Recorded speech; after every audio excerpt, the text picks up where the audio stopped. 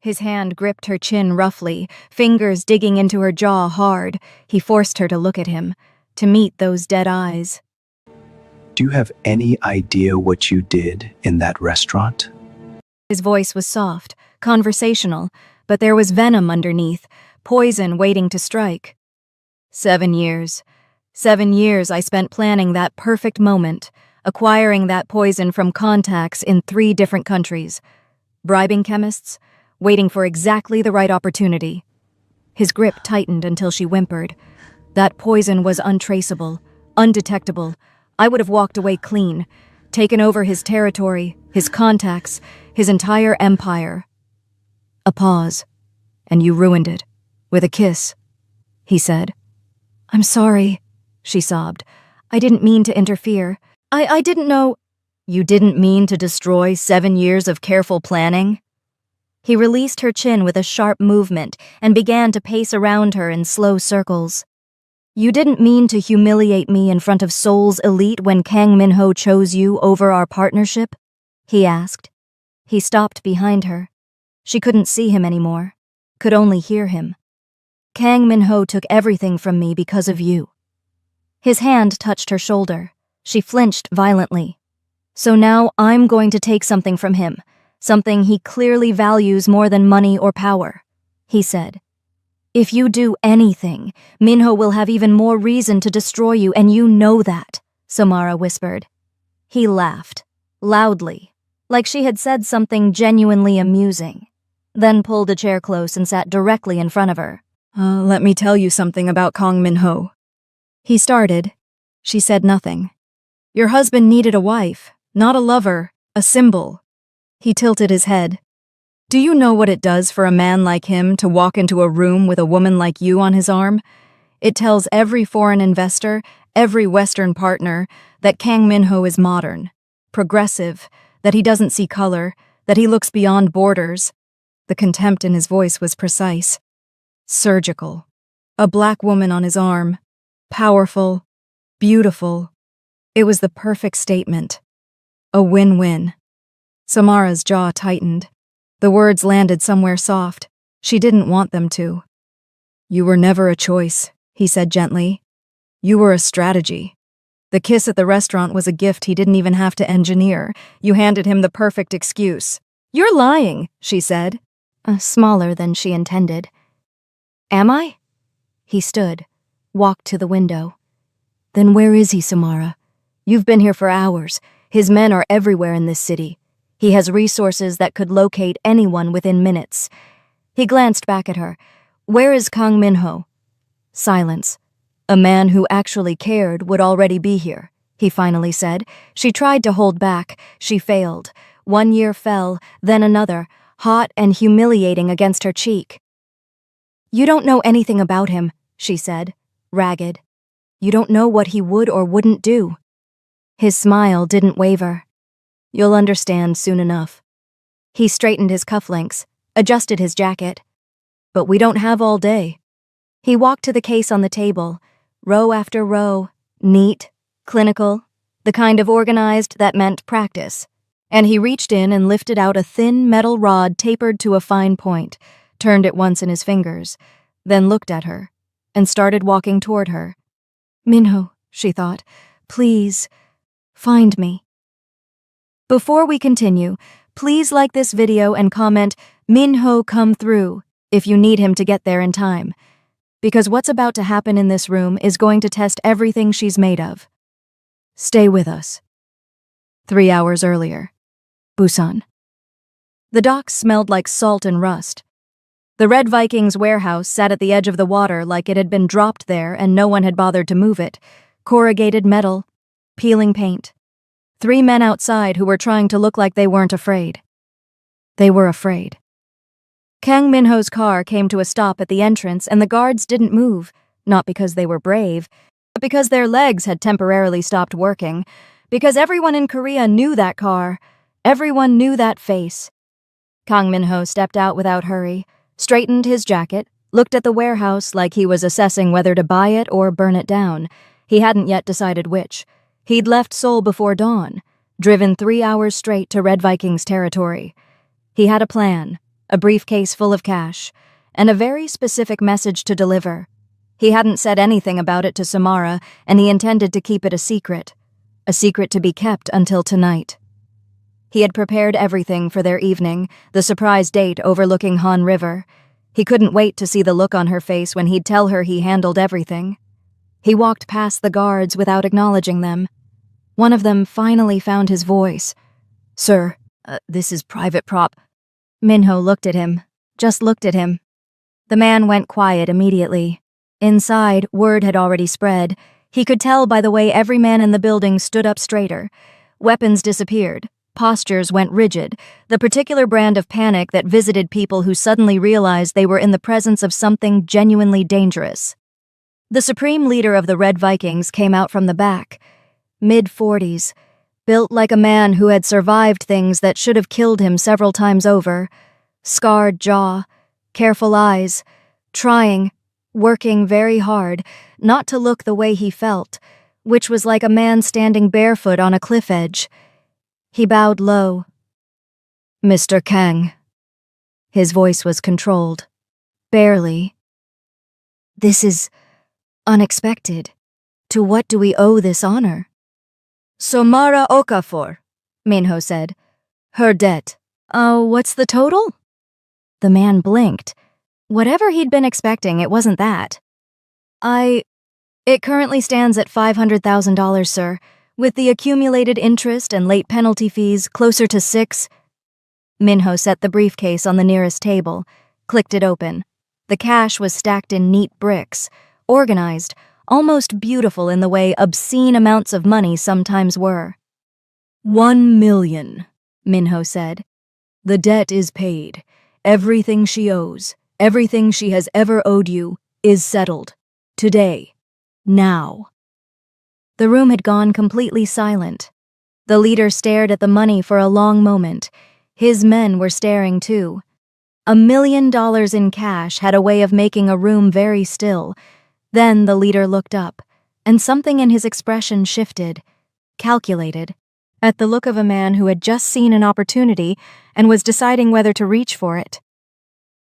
"Mr. Kang," he said carefully, "this is very generous, but we also have to consider the inconvenience. The time we've spent tracking." Minho's hand moved so fast that 3 of the men nearest to him flinched backward. He had the leader by the collar. One hand, his knuckles had gone white.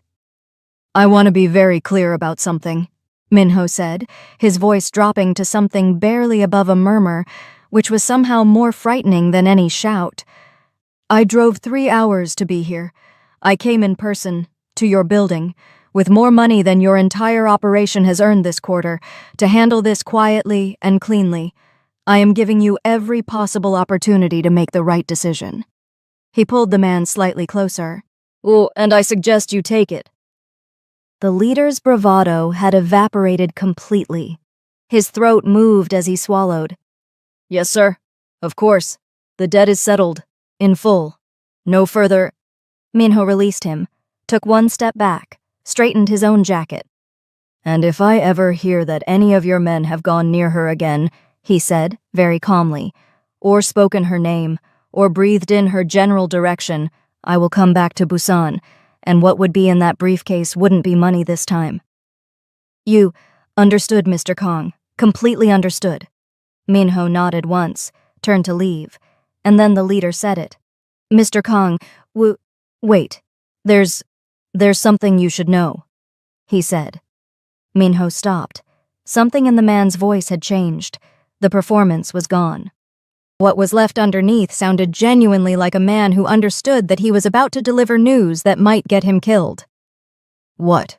he said, not a question. The leader exhaled slowly. "She's gone, sir. We, sold her.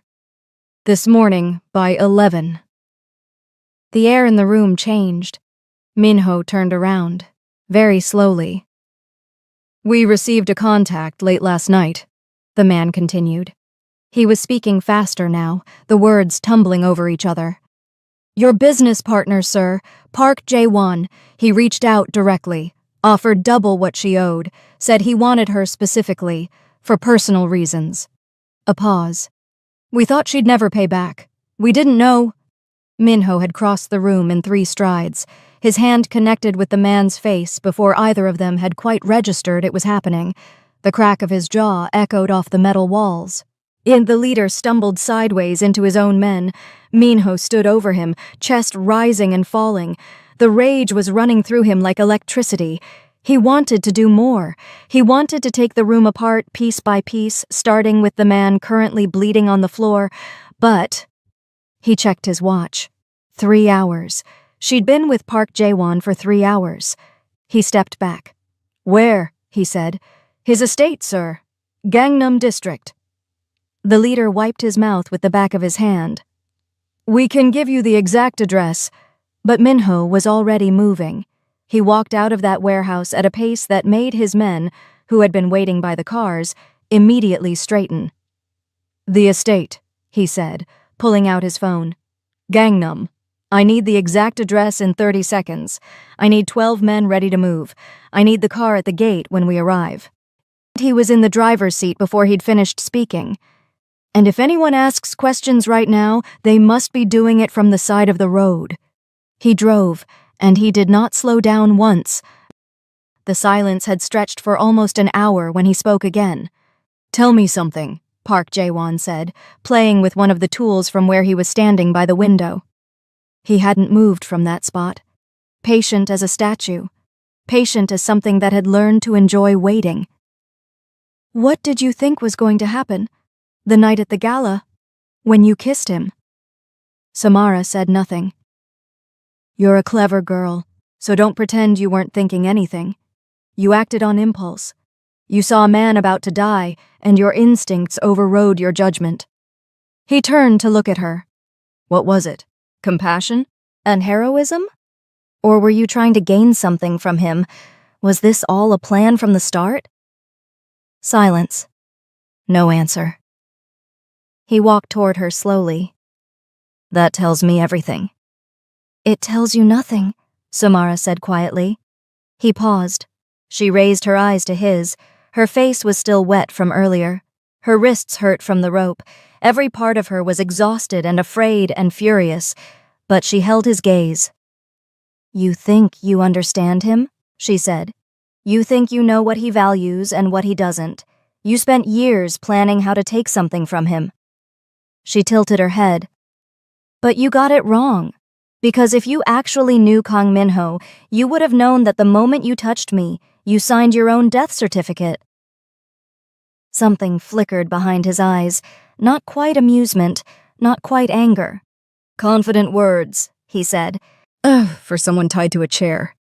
He stepped closer, reached out to touch her face. She turned her head sharply away. He grabbed her chin. She let him hold it for exactly 3 seconds. Then she gathered everything she had, every drop of defiance, every ounce of rage, and kicked him in the groin and spat directly in his face. He staggered back, jaw tight, a thin muscle jumping in his cheek. He reached up slowly and wiped his face with the back of his hand. His eyes had gone flat and cold in a way that was almost more frightening than the heat that had been there before. He moved. His hand locked around her arm, hard, bruising, and he yanked her upward, chair tipping, rope pulling taut, her whole body wrenching with the force of it. She cried out. He was saying something, his voice low and vicious now. The performance finally cracked. The door exploded off its hinges. Wood, metal, splinters. The sound was enormous, a percussive crack that seemed to rearrange the air in the room. Everyone froze. Kang Minho stood in the destroyed doorway. His suit jacket was gone. His shirt was open at the collar, sleeves rolled up, knuckles split open and bleeding from whatever had happened at whatever door came before this one. His chest heaved. His eyes were burning, not with panic, not with desperation, with something much quieter and much more dangerous. Pure, concentrated fury. Step away from her, he said. Now. His voice was almost pleasant. That was the terrifying part. Park Jae-won released her arm. He spun around. How did you... You were in Busan. There's no way you could have... Minho crossed the room. 1 second he was at the door. The next, he had the man by the throat, lifting him off the ground, slamming him against the wall so hard the artwork rattled. "You touched her?" Minho's voice was quiet, deadly, more terrifying than any scream. "You fucking touched my wife?" Jaewon gasped for air, clawed at Minho's hand uselessly. Minho's grip tightened. "Answer me." Jaewon's face was going pale. "Minho." Samara's voice broke. Minho ignored her, his eyes locked on Jaewon's. "Minho, stop, please," she begged. He looked at her, just for a second. His eyes met hers. The tear tracks, the way she was holding her arm against her side. The rage was still there, burning, consuming, but underneath it was something else. Fear. Raw, genuine fear. His jaw tightened. He released Jaewon. Let him fall. Then he was at her side, dropping into a crouch in front of her, yet his hands, still bleeding, working at the knots in the rope with a carefulness that was almost strange to watch after what he'd just done. "Are you hurt?" He was already scanning her face, her arms, her wrists. "Tell me where." "I'm okay," she said. Her voice came out unsteady. "My arm, where he... I see it." He kept his voice level. His hands kept moving. "Can you feel your fingers?" "Yes." "Good." The last knot came loose. He helped her to her feet, one hand at her back, steadying her while her legs figured out how to work again. She stood, and then something cracked open inside her chest, everything she had been holding compressed and tight for the last several hours, and she was crying, properly crying, ugly, heaving, undignified crying. "You left me. I thought you were gone," she said. Her hands fisted in his shirt. I kept waiting and you didn't come, and I thought you had changed your mind, about all of it, about me." His arms went around her, tight. He held her with the particular desperation of someone who has spent 3 hours imagining the worst. "I know," he said, low, into her hair. "I know. I'm sorry." "I thought you had decided it was too much trouble." She pulled back to look at him, cheeks wet. "I thought you had decided I wasn't worth it." "Samara," he began. "I was sitting in that chair telling myself you were probably in a boardroom somewhere." She continued without thinking. "Samara." His hands came up and cupped her face, thumbs against her cheekbones. He made her look at him. "I was in Busan," he said. She blinked. "What?" "I was in Busan." His eyes stayed on hers, steady and serious. "See, I drove 3 hours before dawn to walk into the Red Vikings headquarters and pay off your debt. Every cent. All of it. It's all gone now." Her breath stopped. "My brother is safe. I'll tell you everything. But right now I need you to understand that there is not a version of this world where I leave you. Do you hear me?" he said. She stared at him. Behind them, Jaewon had recovered enough to try to crawl toward the door. "Take him to the facility," Minho said to his men without looking back. "Lock him in the basement. I'll deal with him personally. Later." They dragged the man away. His screams echoed down the hallway until they faded to nothing. Minho turned back to Samara. She was still staring at him, processing. "Busan?" she said. "Busan." He nodded. "This morning?" "Before sunrise." Something crossed his face. "I had the plan already. I was going to come back tonight and take you to the Han River." He stopped. "I had the whole evening arranged. A surprise. I was going to tell you over dinner." Samara blinked. "A date?" "A date," he confirmed, and then something sharpened in his expression. "Which brings me to something else." He looked at her steadily. "I told you to stay in the penthouse." She felt the shift. "Minho, I told you specifically. I left 3 men. I left instructions. I told you to stay inside and under no circumstances should you leave without supervision." His voice was still calm, but there was an edge running underneath it now, controlled and precise. "What happened?" "I was so anxious. I didn't know what to think," she started. Minho sighed. "I had everything arranged," he said, the calm fraying slightly at the edges. I had tonight planned down to the last detail, and instead I was so worried I spent 2 hours driving back from Busan like a... He exhaled, collected himself. You could have been seriously hurt. I know, she said. I need you to actually understand that I need you to stay where I tell you to stay, not because I enjoy giving orders, but because the people who want to use you against me are not careful or gentle or interested in whether you walk away intact. Do you understand that? He said. She looked at him for a moment. Then she said quietly, You had a date planned? A beat. Yes, he said. Overlooking the Han River? She asked. That was the plan. I was going to tell you everything then. Surprise you, I guess, he said. I've never actually sat by the Han River at night, she said. Her voice had gone soft. I've walked past it 100 times. I've looked at it from buses and taxis and through other people's windows, but I've never just sat there, with food and candles and Samara. He knew where she was headed. I'm just saying, it sounds like it would have been beautiful. She shrugged. He looked at her for a long moment. It would have been, he said, but now it's ruined, she added.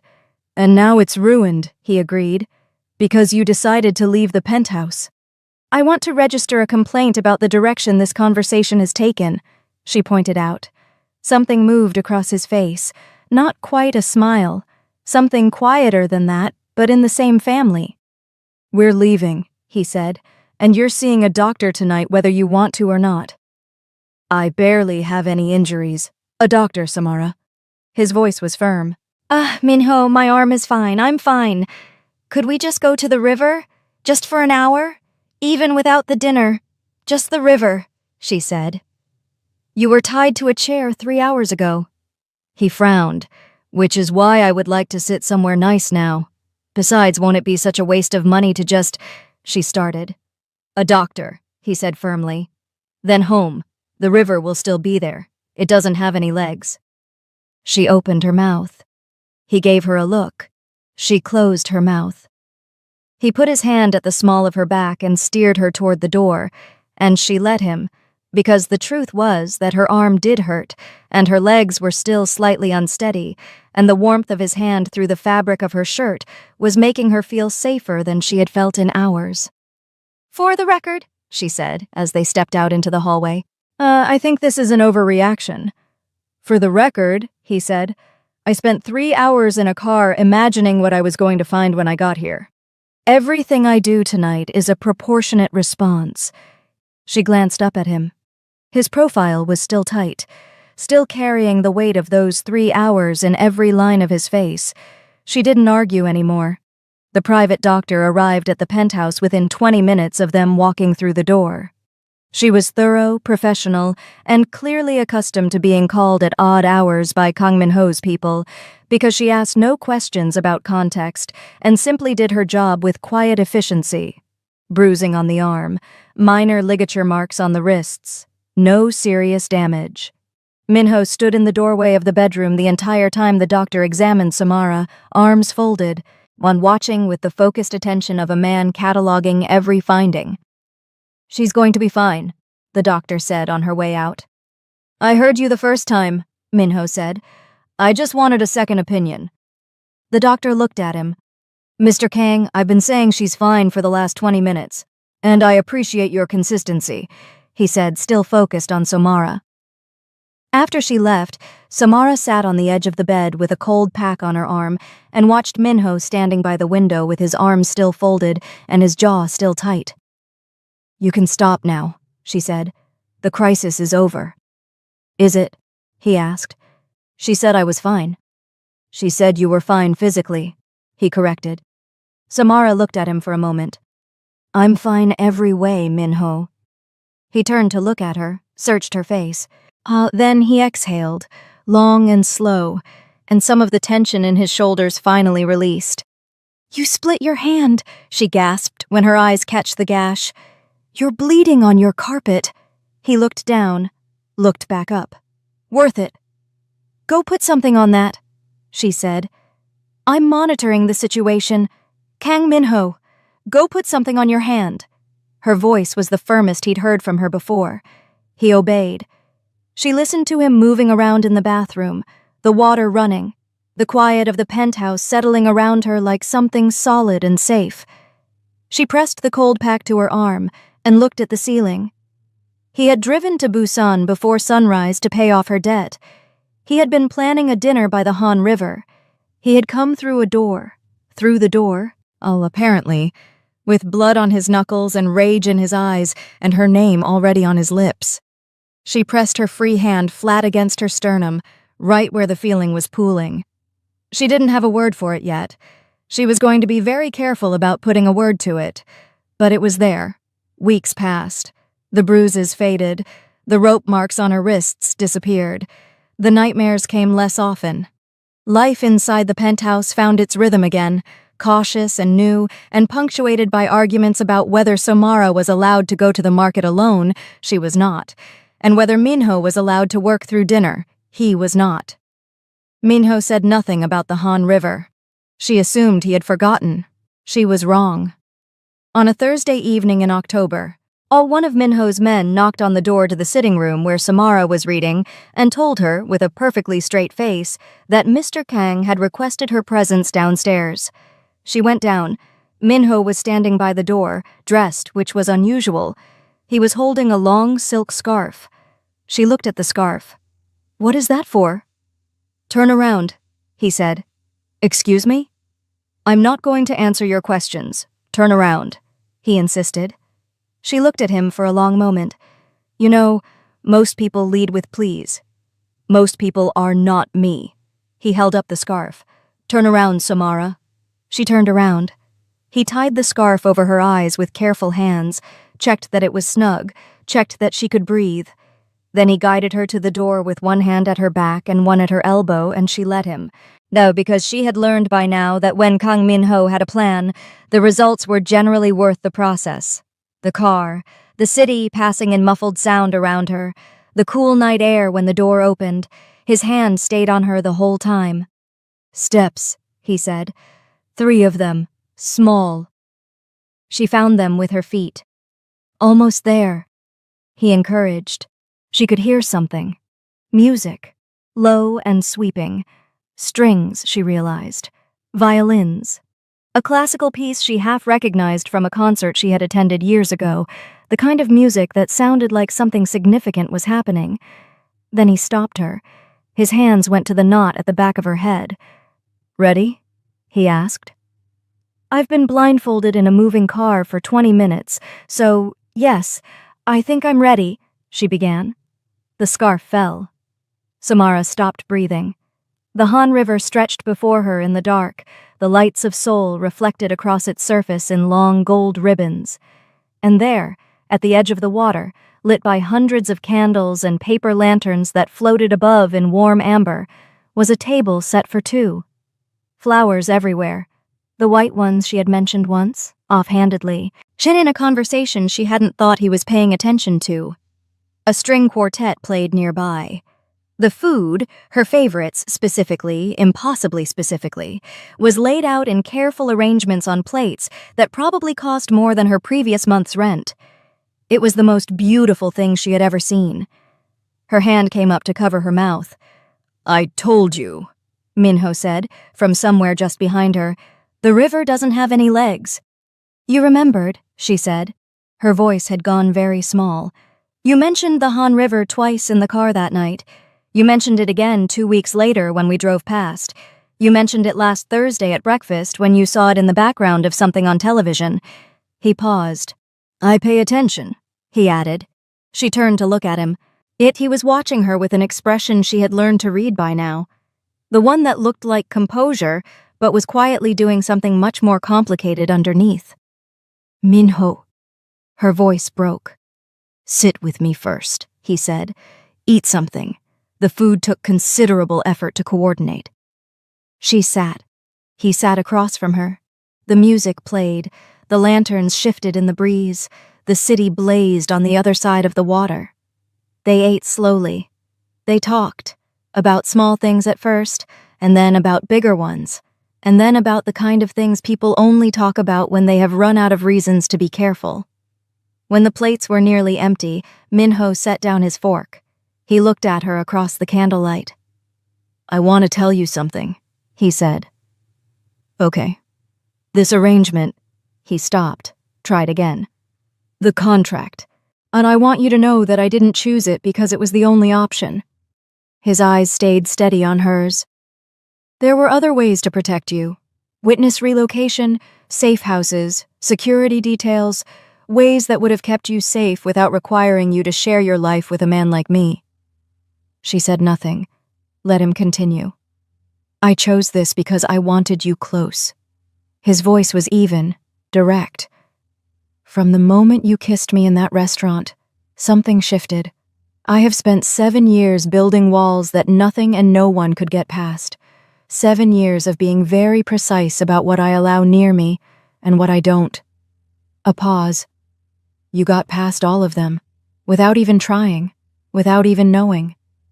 Her heart was doing something it had no business doing. "Minho," she breathed. "Let me finish." Annette, he reached into the inside pocket of his jacket, pulled out a small box, set it on the table between them. She looked at it, then at him. He stood up, walked around to her side of the table, and then, in full view of the Han River and the string quartet and the city she had come to love that had never quite felt like home until now, Kang Minho got down on one knee. "I am not interested in the contract anymore," he said. "I am not interested in arrangements or terms or end dates. I want to do this the right way, the real way." He opened the box. The ring inside was simple. 1 stone, perfect. The kind of ring that didn't need to shout. "Will you marry me?" he asked, his eyes yearning. "Not because it's convenient, not because it protects either of us, because I love you, Samara. Or because you are the only person I have ever met who looked at everything I am and decided not to leave.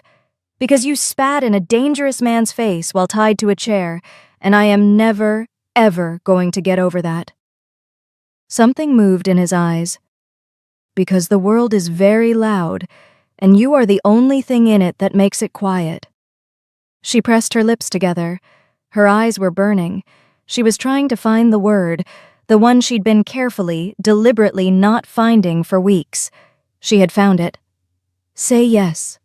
The voice came from behind her. Familiar, deeply, impossibly familiar. A voice she had last heard 11 months ago, cracked and frightened and saying goodbye over a bad phone connection. She spun around so fast, she nearly knocked over the chair. Her brother stood 10 feet away.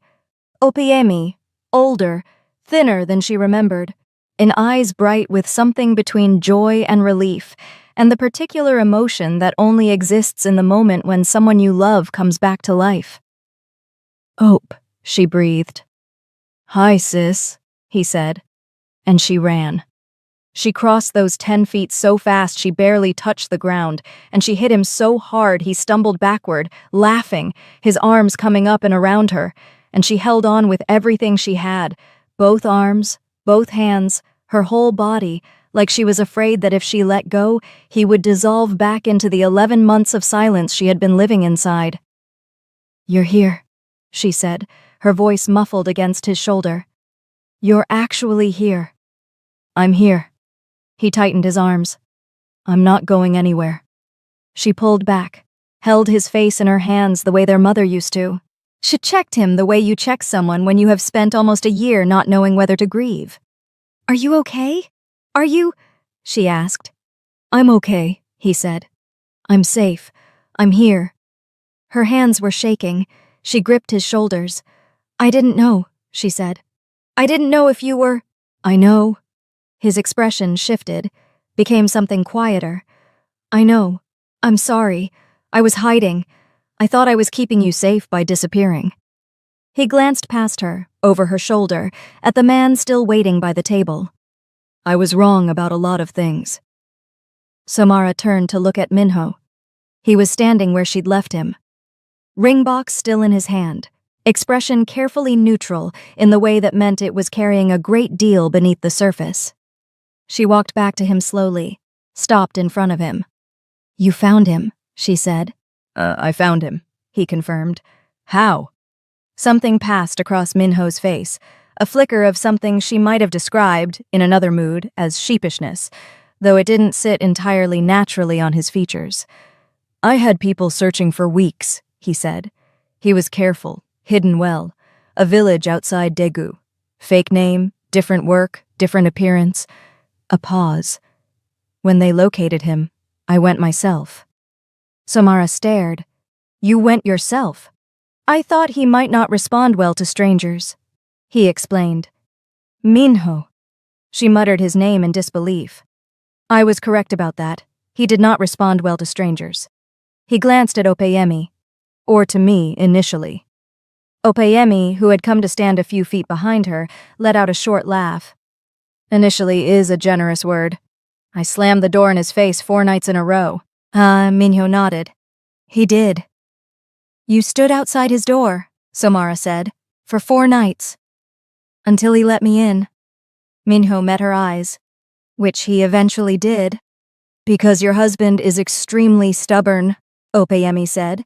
"And also because on the 4th night it was raining, and he showed up with 2 containers of jollof rice from a Nigerian restaurant in Daegu that I had no idea existed, and I wasn't going to turn down jollof rice in the name of principle." "There's a Nigerian restaurant in Daegu?" Samara said.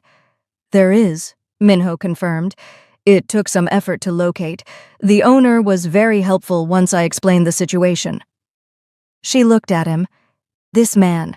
This impossible, infuriating, meticulous, irrelentless man who had driven to Busan to pay off a debt, and to Daegu to stand in the rain outside her brother's door, and to the Han River to do this, all of this, because she had once, offhandedly, mentioned that she'd never gotten to sit there and just breathe. "How could I never thank you?" she asked, tears stinging her eyes. "Don't," he said. His eyes held hers. He was still on one knee. He hadn't moved. She looked at the ring, at her brother's face, alive and whole, and watching her with an expression so full of warmth it made her chest ache. At the river behind them, lit up and enormous, and finally, hers to sit beside. "Yes," she said. "Absolutely yes." Minho exhaled. Actually exhaled, like he'd been holding that breath since he got down. He slid the ring onto her finger, rose to his full height. And when she tilted her face up toward him, he kissed her the way you kiss something you have been afraid of losing, carefully, and then not carefully at all. Behind them, Opeyemi cleared his eyes' throat. "You couldn't have waited 30 seconds? I had a speech." They ignored him. "I had notes," he continued. "Written notes, on paper, that I memorized." Minho finally lifted his head. "We'll hear the speech at dinner," he said. Opeyemi pointed at him. "I'm keeping the notes. You're hearing every word." And so they sat and laughed, all 3 of them, at the table by the river, with the violins playing and the lanterns burning and souls shining on the water. Opeyemi gave the speech. It was 4 minutes long and made Samara cry twice and laugh 3 times. Minho listened to every word without interrupting, which was perhaps the most remarkable thing he'd done all evening. They ate, and they talked, and they stayed until the candles burned low, and Samara kept looking at the river, at the way the light moved across it, at this enormous, beautiful, ordinary thing she had walked past 100 times without ever having the luxury of time to stop. Worth waiting for, she thought. She looked at Minho. He was already looking at her. Somewhere behind them, Opeyemi's voice floated on. Something about how better Seoul was in comparison to Busan. Something about Daegu. Warm and distant and unhurried. Their hands found each other on the table, fingers lacing together quietly, the way people touch when they've stopped needing to announce it. She turned back to the river. He did too. Everything worth having, she thought. She squeezed his hand. He squeezed back. Did this story wreck you? Comment your favorite moment. Mine was the romantic dinner and when he dropped down to one knee. Like this video if you sobbed when Opeyemi walked out of the dark, screamed when Minho came through that door, or decided right then and there that you deserve a man who drives to Busan before sunrise without saying a word about it. Subscribe for more Afro-Korean love stories that will have you forgetting you have work in the morning. Turn on notifications. because the next story is coming, and it is not gentle. Your comments tell me what to write next. So if you want more dangerous men, more slow burns that explode, more love that costs everything, show me. Drop a comment if you're ready, and don't forget to share this with someone who needs a love story today. See you very soon. And remember, some people come into your life like a collision, but the accident is just the beginning.